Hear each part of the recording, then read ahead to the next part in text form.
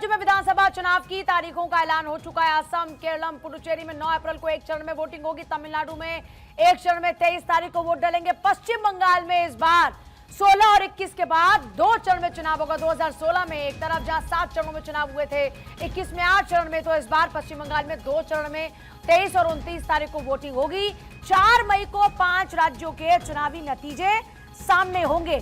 चुनाव आयोग ने कहा कि हमने तमाम चुनावी राज्यों का दौरा किया और दौरा करने के बाद आखिरकार तारीखों का ऐलान हो रहा है। चुनाव आयोग बंगाल, असम, केरल, पुडुचेरी और तमिलनाडु में चुनाव की तारीखों का ऐलान कर चुका है। बंगाल में ममता, असम में हेमंता, केरल में पिनराई विजयन, तमिलनाडु में स्टालिन अपनी सरकार बचाने की जंग लड़ रहे हैं और इस बीच जुबानी जंग भी तेज हो चुकी है। पश्चिम बंगाल, असम में वोटिंग होगी। इन 2 राज्यों के साथ केरल, पुडुचेरी, तमिलनाडु में भी चुनाव की डेट्स अब सामने आ चुकी हैं। बंगाल में 2 चरण में वोटिंग होने वाली है। आप देखिए, इसके साथ ही अब पॉलिटिकल पार्टीज की ओर से अपनी अपनी तरफ से जो जोर आजमाइश है वो जोरों पर नजर आ रही है। आप इस बीच कांग्रेस के नेता दावा कर रहे हैं कि असम में और केरल में तो हमारी सरकार बनेगी, वहीं तमिलनाडु, पुडुचेरी में भी हमारी गठबंधन की सरकार बन सकती है, ये दावे किए जा रहे हैं। पीएम मोदी ने भी तमाम घोषणाएं की, चुनावी राज्यों का दौरा किया और बंगाल में किसकी सरकार बनेगी इस बार एक बार फिर से इस पर निगाह टिकी है, क्योंकि पिछले 2 चुनाव को अगर देखा जाए पश्चिम बंगाल के उठाकर, तो आपने देखा कि काफी घमासान, चुनावी घमासान देखने को मिला। पिछली बार आपको वो तस्वीर भी याद होगी जब ममता बनर्जी व्हील चेयर पर बैठकर चुनाव प्रचार करती हुई नजर आई थी। अब सवाल ये है कि क्या इस बार का ये जो चुनाव है इसमें फिर से वो खेला होने वाले जो लगातार आप गूंज देख रहे तो शब्दों की, क्या वो फिर से सुनाई देने वाली है? आइए चर्चा की शुरुआत करें कुछ खास मेहमानों के साथ में। रत्नाकर सिंह, नेता बीजेपी, संजय चक्रवर्ती, नेता टीएमसी, जल्दी हमारे साथ जुड़ेंगे। संजीव कौशिक, पॉलिटिकल एनालिस्ट हमारे साथ में है और सौरभ दुबे, पॉलिटिकल एनालिस्ट हमारे साथ में है। सौरभ दुबे जी, पश्चिम बंगाल में इस बार आप क्या देख रहे हैं, क्या होगा? देखिए, पश्चिम बंगाल के अंदर स्पष्ट तौर पर जो अभी वर्तमान स्थिति है वो यहाँ पर दिखाई दे रही है कि भारतीय जनता पार्टी, पूरी भारतीय जनता पार्टी का शीर्ष नेतृत्व, उनका राज्य का नेतृत्व बहुत ही कठिन परिश्रम वहां पर बंगाल के अंदर कर रहा है। और लगातार जिस प्रकार से हमने देखा है कि बंगाल के अंदर ममता दीदी जी की सत्ता के अंदर जो है, जो बाहर से लोग आते हैं या भारतीय जनता पार्टी के वहाँ के कार्यकर्ता हैं, वो उनका आरोप भी होता है और बहुत सारे आरोप सत्य भी पाए जाते हैं कि उन पर जो है वो लगातार मारपीट उनके साथ की जाती है। लगातार उनको जो है तमाम ऐसी धमकियां दी जाती है कि आप या तो बंगाल छोड़ दीजिए या यहाँ रहना है तो ममता दीदी की जय बोलिए। उस पर भारतीय जनता पार्टी को बढ़त मिलने वाली है।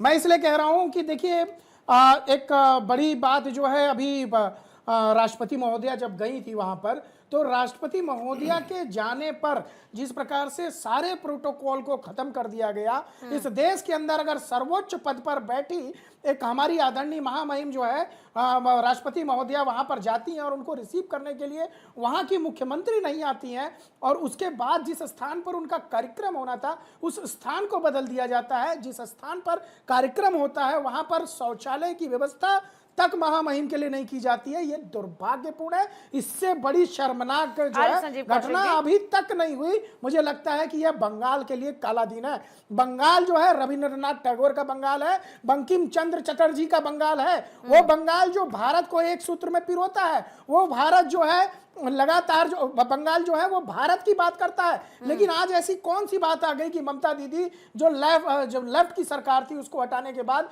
उनकी सरकार स्थापित होती है, तो आज वहां पर बंगाल के अंदर जो है भारत विरोधी नारे लगते हैं, बंगाल के अंदर भारत विरोधी बातें होती हैं। बंगाल के अंदर एक बड़े पैमाने पर घुसपैठिए जो है, अगर वो आसाम से भगाए जाते हैं तो उनको बंगाल के अंदर शरण दी जाती है। सारे बॉर्डर को क्रॉस करा करके उसके अंदर प्रवेश कराने का काम बंगाल के अंदर किया जाता है। जवाब दीजिए इसका। देखिए पूजा, सबसे महत्वपूर्ण यह है कि देश के राष्ट्रपति को तो कम से कम बख्श देना चाहिए। देश की राष्ट्रपति का अपना एक महत्व होता है। वो एक ऐसे सर्वोच्च पद पे हैं जहाँ न जाति, धर्म, पार्टी, संप्रदाय, सबसे ऊपर उठ करके उनको बात करनी चाहिए। जब आप किसी राज्य की मेहमान होती हैं तो निश्चित तौर पे एक प्रोटोकॉल होता है राष्ट्रपति का, लेकिन कई बार ऐसा देखा गया है कि जब आप किसी निजी कार्यक्रम में जाते हैं तो वो प्रोटोकॉल पालन करना जरूरी नहीं होता है। कई बार देश के मेरी बात तो आपकी जानकारी के लिए बता दूं, संथालों का राष्ट्रीय किसी का मेरी बात ही निजी नहीं होने दी। प्रधानमंत्री और राष्ट्रपति का कोई निजी कार्यक्रम नहीं होता है, आपको बता दूं मैं जानकारी के लिए। किस कार्यक्रम में गई थी? संविधान के अंदर अरे किस कार्यक्रम में गई थी? किस कार्यक्रम में गई थी? बताइए आप किस कार्यक्रम में गई? नहीं, आपकी जानकारी के लिए उनका मैं निजी बताऊंगा। कार्यक्रम था वो। अरे कौन कार्यक्रम हम बता रहे हैं ना, आप पहले बताइए, आपको जानकारी नहीं है। देश की संवैधानिक आपको जानकारी चलो भाई, जानकारी है, मैं आपको प्रोटोकॉल समझा रहा हूँ। नहीं प्रोटोकॉल देश की कौन कार्यक्रम था वो? सुनिए, संवैधानिक पद पर बैठी देश की नहीं जानकारी महिला आपको। किसी भी कार्यक्रम में हल्ला जाएंगी, कीजिएगा, आपको किसी जानकारी भी रत्ती भर भी नहीं है। राष्ट्रपति वहां पर प्रोटोकॉल मिलेगा उनको। राष्ट्रपति का विषय जैसा आप संजीव कौशिक जी कह रहे हैं, पूजा, आप ये तो नहीं कह सकते ना पूजा कि फिर उनका मुद्दे पे आते हैं, राजनीतिक इनको नियम का जानकारी नहीं है कि वो किस राजनीतिकरण कार्यक्रम में हो रहा गई है। थी। जानकारी है, बताइए आप, संवैधानिक पद बताइए पर हिंदुस्तान बैठे के हैं, लोग। ये तो जायज बात नहीं है ना किसी भी संजीव कौशिक साहब।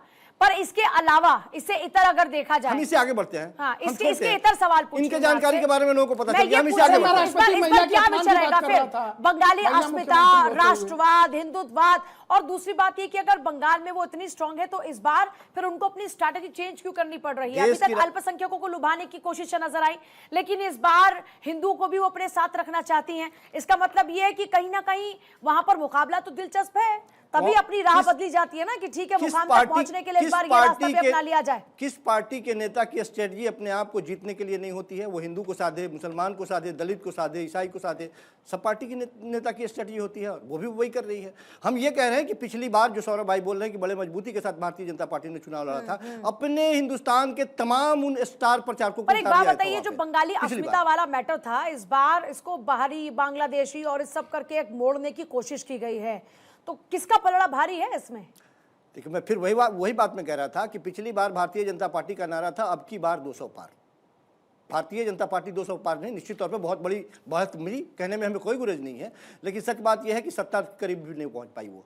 200 क्या, वो 77 पे जाके सिमट गई।